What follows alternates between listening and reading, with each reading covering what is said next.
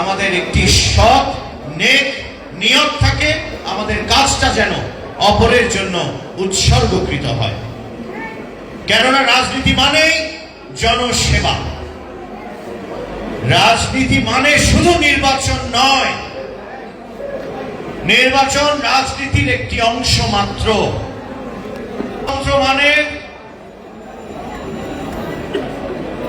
একদিকে নির্বাচন, আরেকদিকে বহুদলীয় যে মতবাদ, যেটি শহীদ প্রেসিডেন্ট জিয়াউর রহমান আমাদেরকে শিখিয়ে দিয়ে গেছেন,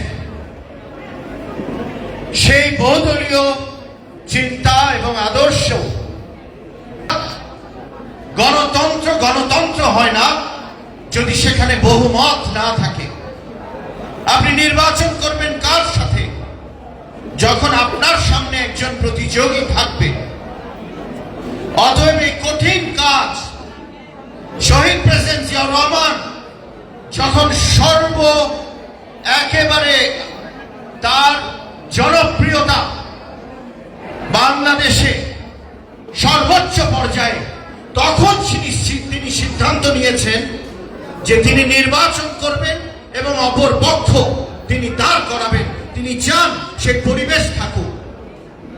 আমার এই কথাগুলো একটি উপসংহার আছে, আমি সেই উপসংহার পর্যন্ত যেতে যেতে আপনারা বুঝতে পারবেন কেন আমি এই কথা বলছি।